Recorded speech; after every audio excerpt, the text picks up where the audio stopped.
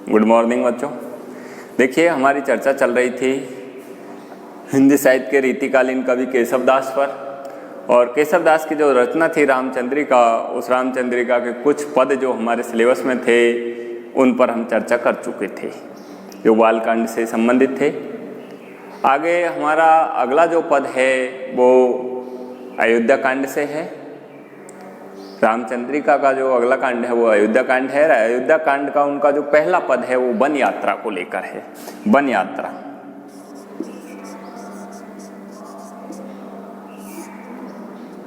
One यात्रा को लेकर है। देखिए, जैसे ही भगवान श्री राम है उनको जैसे ही वनवास मिला, वनवास मिलने के बाद वो जैसे ही वन में गए, वन में जैसे वो गए तो वहाँ जहाँ जहाँ भी वो गए वन में, वहाँ पर प्रकृति में किस तरह का परिवर्तन हो गया था उसका वर्णन कवि केशव दास जी यहाँ बता रहे हैं। तो देखिए केशव दास जी क्या कह रहे हैं, भगवान श्री राम की वन यात्रा का वर्णन करते हुए उनकी महिमा का वर्णन कर रहे हैं कि उनकी महिमा का वन में किस तरह प्रभाव पड़ा, उन वन के उन स्थानों पर किस तरह प्रभाव पड़ा उसका वर्णन करते हुए वो कह रहे हैं। देखिए क्या कह रहे हैं, तड़ाग नीरहीन ते सनीर हो तो केशव दासो, तड़ाग नीरहीन ते सनीर हो तो केशव दासो, पुंडरिक झुंड भोर मंडलिन मंडही, तमाल बल्लरी समेत सूख सूख के रहे, ते बाग फूल फूल के समूल सूल खंडही, चित चकोर नि चकोर मोर मोर नि समेतो, हंस हंस नि समेत सारी का सभे पढ़े, जहाँ जहाँ ब्राह्म लेत राम जू तहाँ तहाँ, अनेक भांति के अनेक भोग भाग सो बढ़े। देखिए क्या कहा, वो कह रहे हैं कि जहाँ जहाँ भगवान श्री राम ने वन में जहाँ जहाँ भ्रमण किया, जहाँ जहाँ उन्होंने विहार किया, वहाँ वहाँ प्रकृति में किस तरह का परिवर्तन होता चले गया उसका वर्णन करते हुए केशव दास जी भगवान श्री राम की महिमा बतला रहे हैं। देखिए वो क्या कह रहे हैं, वो कह रहे हैं तड़ाग नीरहीन ते सनीर हो तो केशव दास। केशव दास जी कह रहे हैं कि जो तड़ाव, जो तालाब भगवान श्री राम की वन यात्रा से पूर्व जो नीरहीन जल से रहित थे, वो जैसे ही भगवान श्री राम ने वन की यात्रा की तो वो तालाब क्या हो गए, सनीर होत केशव दास। वो सनीर पानी से युक्त हो गए थे, भर गए थे। अर्थात जो तालाब भगवान की यात्रा करने से पूर्व जो खाली पड़े हुए थे, सूखे पड़े हुए थे, वो भगवान की यात्रा करते ही वो तालाब मानो ऐसे लगे जैसे मानो वो पानी से भर गए हो। सनीर होत केशव दास। और पानी से भरने के बाद क्या हुआ, पुंडरिक के झुंडो भोर मंडलिन मंडही, और उनमें क्या हो गया, पुंडरिक के झोर। अर्थात वो पानी से तो भरी गए, पानी से भरने के साथ साथ ही उन पानी में क्या हो गया, पुंडरिक के झोर, मानो कमल के जो गुच्छे हैं, पुंडरिक का मतलब होता है कमल, झोर का मतलब होता है गुच्छे, कमल के जो गुच्छे हैं वो मानो विकसित हो गए हो, खिल गए हो।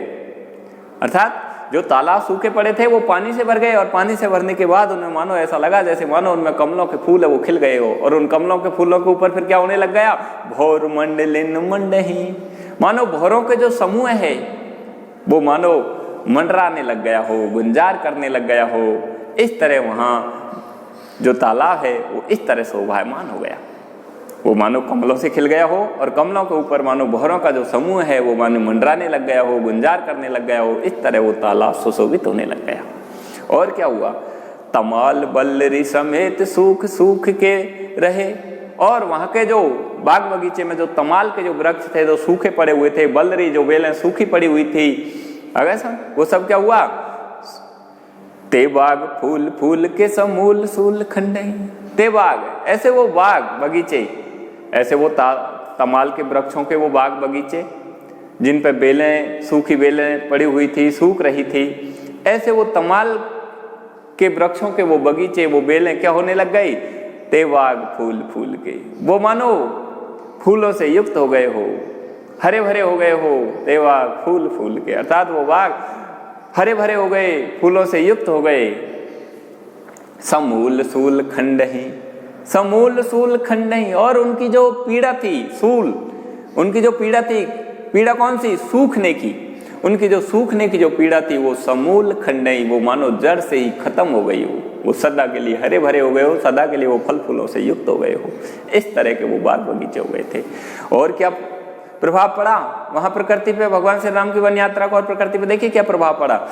चितय चकोर नि चकोर मोर मोर नि समय, चितय मानो देखने लग गए हो, प्रेम भरी दृष्टि से देखने लग गए हो। कौन? चकोरनी। चकोर, चकोरनी है वो चकोर के साथ, मोर मोरनी समेत, मोर है वो मोरनी के साथ, मानो प्रेम भरी दृष्टि से भगवान को देखने लग गए हो, प्रेम भरी दृष्टि से उस वातावरण को देखने लग गए हो। चित्ते चकोरनी चकोर, मोर मोरनी समेत, हंस हंसनी समेत, सारिका सबे पढ़े। और हंस है वो हंसनी के समेत, सारिका सबे पढ़े। और सारिका तोता है वो अपनी मैना के साथ। इस तरह मानो प्रेम भरी दृष्टि से वो सभी भगवान को देखने लग गए हो, सभी पढ़े और सभी मानो कूकने लग गए हो, गुंजार करने लग गए हो भगवान श्री राम के इस तरह उस आगमन को देख करके। और मानो सभी इस तरह कूकने लग गए हो, गुंजाय उस पूरे वातावरण को मानो गुंजायमान करने लग गए हो। इस तरह का प्रभाव वहां प्रकृति पे पड़ा। जहां जहां ब्राह्म लेत राम जू तहां तहां, आगे बताए, जहीं जहीं ब्राह्म लेत राम जू तहीं तहीं, अर्थात जहां जहां भगवान श्री राम ने विश्राम किया, जहां जहां उन्होंने आराम किया, तहां तहां क्या हुआ? अनेक भांति के अनेक भोग भाग सो बढ़े। वहां मानो अनेक भांति के अनेक तरह के जो सुख हैं, भोग भाग, अनेक तरह के जो सौभाग्य हैं, अनेक तरह के जो वैभव हैं, अनेक तरह के जो सुख हैं, वो मानो वहां बढ़ने लग गए हो। इस तरह उस भगवान की यात्रा का इस तरह उस प्रकृति पर प्रभाव पड़ा। इस पद के माध्यम से कवि केशव दास जी ने भगवान श्री राम की महिमा को प्रभावशाली बतलाया है। उनकी महिमा के माध्यम से मानो प्रकृति है उसमें भी परिवर्तन हो गया हो। जो प्रकृति नीरस और उदास थी वो मानो भगवान श्री राम की वन यात्रा में जाते ही वो मानो प्रफुल्लित दिखाई देने लग गई हो, वो आकर्षित या रम्य या मनोहर लगने लग गई हो। इस तरह का वातावरण हो गया है। इस पद में उन्होंने अनुप्रास अलंकार का प्रयोग किया है, कहीं कहीं उनसे पुनरुक्ति प्रकाश हुआ है, जहाँ जहाँ तहाँ तहाँ अगर इस तरह के जो शब्द करके और उन्होंने उसमें पुनरुक्ति का भी प्रयोग किया है। भाषा ब्रज भाषा है। ये केशव दास जी का वन यात्रा को लेकर के और रामचंद्रिका का इस तरह अयोध्या कांड का पद है।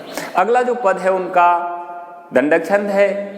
अगला जो पद है उनका वो भी दंडक छंद को लेकर ही है और उसमें भी उन्होंने वन यात्रा का ही वर्णन किया, अयोध्या कांड का है। तो देखिए क्या कह रहे हैं। अगला जो पद है वो है एक कहे अमल कमल मुख सीता जी को। अब देखिए यहाँ वन यात्रा को लेकर है। वन यात्रा में भगवान श्री राम के साथ सीता जी भी थे, लक्ष्मण जी भी थे। तो जैसे ही वो वन में जा रहे थे तो वहाँ सीता जी को देख करके और गांव की जो स्त्रियां हैं वो आपस में सीता जी के विषय में देखिए उनके चेहरे के उस सौंदर्य को देख करके, उनके स्वरूप को देख करके और वो किस तरह की चर्चाएं कर रही है गांव की स्त्रियां। तो देखिए गांव की स्त्रियों के द्वारा सीता जी के विषय में जिस तरह का जो विचार किया जा रहा है उसका वर्णन कवि केशव दास जी ने किया है वन यात्रा में। तो देखिए वो क्या कह रहे हैं। एक कहे अमल कमल मुख सीता जी को, एक कहे चंद समय आनंद को कंदरी। देखिए सीता जी के मुख के सौंदर्य के विषय में कह रही है। वो आपस में गांव की स्त्रियां हैं, वो आपस में चर्चाएं कर रही है। गांव की स्त्रियां 3 4 5 स्त्रियां होगी, समूह होगा। तो उसमें आपस में सीता जी को देख करके, उसके चेहरे के सौंदर्य को देख करके और आपस में उन्हीं में वार्तालाप चल रहा है गांव की स्त्रियों में। तो देखिए वो क्या कह रही है। एक एक कहे अमल कमल मुख सीता जी को। एक तो कह रही है कि सीता जी का जो मुख है अमल कमल, वो स्वच्छ कमल के समान है। एक तो कह रही है सीता जी के उस मुख के उस सौंदर्य को देख करके, उनकी खिलती हुई उस मुस्कुराहट को देख करके वो कह रही है कि आपस में गांव की स्त्रियों से ही कह रही है कि क्या कह रही है। एक एक है कमल, अमल कमल मुख सीता। एक तो कह रही है कि सीता जी का जो मुख है वो एक खिलते हुए स्वच्छ कमल के समान है। एक एक कहे चंद समय आनंद को कंदरी। दूसरी क्या कह रही है, फिर दूसरी कह रही है, क्या कह रही है। एक एक कहे चंद सम, कि कमल के समान नहीं चंद्रमा के समान है। एक एक कहे चंद सम आनंद को कंदरी, ये तो चंद्रमा के समान खिलता हुआ चेहरा है और आनंद को कंदरी। और इस तरह मानो चंद्रमा के समान इस तरह खिलता हुआ चेहरा कैसा लग रहा है। आनंद को कंदरी, मानो ये आनंद का एक जड़ हो, आनंद प्रदान करने वाली एक मूल हो। इस तरह ये सीता जी का जो चेहरा है वो चंद्रमा के समान आनंद प्रदान करने वाली एक मूल के जैसा लग रहा है। आनंद प्रदान करने वाली एक जो जड़ होती है, आनंद प्रदान करने वाली जो मूल जो चीज है उसके समान चेहरा दिखाई दे रहा है। आगे देखिए और क्या कह रही है, होय जो कमल तो रैनी मैंने सकुचेरी। आगे फिर खंडन कर रही है, अपनी ही बातों का खंडन करते हुए, जो गांव की स्त्रियां जो बातें कर रही है उन्हीं का खंडन करते हुए अगली स्त्री कह रही है। देखिए क्या कह रही है, होय जो कमल तो रैनी मैंने सकुचेरी। देखिए वो कह रही है, जो पहली स्त्री ने जो कमल से जिसकी सीता जी के चेहरे की तुलना की थी, सीता जी के चेहरे की तुलना जिस कमल से की थी, उसका खंडन करते हुए वो स्त्री कह रही है, होय जो कमल तो रैनी मैंने सकुचेरी। कह सकियो अगर ये कमल के समान होता है, कमल होता अगर सीता जी का मुख, तो रैनी मैंने सकुचेरी, तो ये रात्रि में संकुचित नहीं होता क्या? अर्थात कमल होता है वो रात्रि में, आपने देखा होगा कि रात्रि में वो सिकुड़ जाता है, संकुचित हो जाता है। तो वो कह रही है कि सीता जी का जो मुख है वो तो रात दिन चमक रहा है, तो होय जो कमल, अगर ये कमल के समान होता तो ये रात्रि में संकुचित होता, रात्रि में सिकुड़ जाता, लेकिन ये तो सिकुड़ ही नहीं रहा, इसका मतलब ये कमल नहीं है। तो इस तरह वो उस बातों का खंडन करते हुए तीसरी स्त्री कह रही है, होय जो कमल तो रैनी मैंने सकुचेरी, चंद जो तो बासर ने होय दुति मंदरी।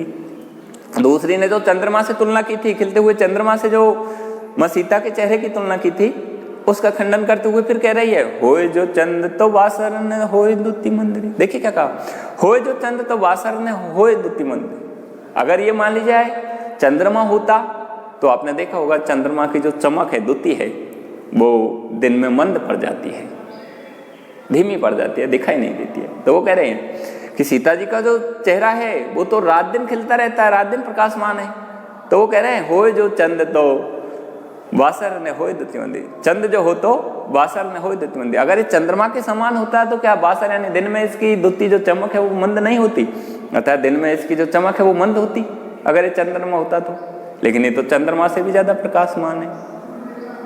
आगे फिर कह रही है, क्या कह रही है, बासर ही कमल रजनी में चंद मुखो, बासर हूँ रजनी विराज जगवंदरी। देखिए क्या कहा है, वो कह रही है बासर हूँ कमल, अगर ये कमल के समान होता तो ये बासर दिन में खिलता, रजनी ही में चंद मुख, और अगर ये माने चंद्रमा के समान होता तो केवल ये रात्रि में ही ये खिलता, बासर हूँ रजनी विराज जगवंदरी। लेकिन ये तो बासर हूँ रजनी, ये तो दिन में भी और रात्रि में, दोनों में ही क्या हो रहा है, विराज है, सुशोभित हो रहा है, प्रकाशमान हो रहा है। बासर हूँ रजनी विराज जगवंदरी। इसलिए हे सखियो, ये तो जगत के लिए वंदनीय है, जगत के लिए पूजनीय है, क्योंकि ये तो रात और दिन दोनों में ही ये क्या हो रहा है, सुशोभित हो रहा है, प्रकाशमान हो रहा है। बासर हूँ रजनी विराज जग। अगर ये मान लीजिए चंद्रमा होता तो ये केवल रात्रि में ही चमकता, अगर कमल होता तो ये केवल दिन में ही खिलता, लेकिन ये तो रात और दिन दोनों में ही खिलता रहता है, चमकता रहता है। इसलिए हे सखियो, ये क्या है, जगवंदरी, इसलिए संसार के लिए वंदना योग्य है, संसार के लिए पूजनीय है। आगे फिर क्या कह रही है, देखे मुख भावे अन्य देखे ही कमल चंद। आगे फिर कह रही है, मां सीता के उस चेहरे के उस सौंदर्य का वर्णन करते हुए फिर कह रही है, देखे मुख भावे, कि सीता जी का जो मुख है, उसका जो सौंदर्य है वो तो ऐसा लग रहा है कि देखे मुख भावे, कि देखते इनका मुख है वो भाता है, अच्छा लगता है, देखते ही आकर्षित कर लेता है।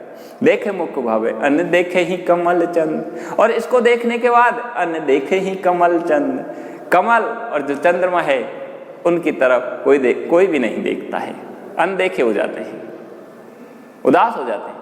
अर्थात जो भी सीता जी के मुख को देख लेता है वो उसकी तरफ इस तरह आकर्षित हो जाता है कि उसको देख करके वो कमल और चंद्रमा की तरफ नहीं देखता है, उनकी अनदेखी कर देता है। ताते मुख मुख है सखी कमलों ने चंद्री, ताते मुख मुख है। इसलिए हे सखियों, ये सीता जी का जो मुख है वो तो केवल उन्हीं के मुख के समान है। ताते मुख मुख है कि इनका जो मुख है वो तो उस सीता जी के उस मुख के ही समान है। ताते मुख मुख सखी कमलों ने चंद्री, इसलिए सखियो, न तो ये कमल के समान है और न ही ये चंद्रमा के समान है, ये तो उस मां सीता जी के मुख जो है उस मुख के ही समान है। इस तरह वे वन यात्रा में मां सीता जी के उस चेहरे के उस सौंदर्य को लेकर के और गांव की जो स्त्री हैं वो वार्तालाप कर रही है। इस पद के माध्यम से कवि केशव दास ने वन यात्रा में मां सीता के जो स्वरूप है, सीता के जो चेहरे का जो सौंदर्य है, उसको कमल और चंद्रमा से भी बढ़कर बताया गया है। जो हमारे प्राचीन जो उपमान है कमल चंद्रमा, उनसे भी बढ़कर बताया गया है। तो इसमें उपमेय को उपमान से बढ़कर बताया गया है, प्रतीप अलंकार है, कहीं कहीं इसमें अनुप्रास अलंकार भी है। और ऐसो पद के माध्यम से केशवदास दंडक छंद है ही, ब्रज भाषा का प्रयोग किया गया है। और सीता का जो सौंदर्य है, सीता के जो सौंदर्य है उसका वर्णन उन्होंने इस तरह बढ़ा चढ़ा कर बताया है। तो कहीं कहीं इसमें अतिशयोक्ति अलंकार भी है। इसके बाद अगला जो पद है उस पर हम चर्चा अगले वीडियो में करेंगे। धन्यवाद।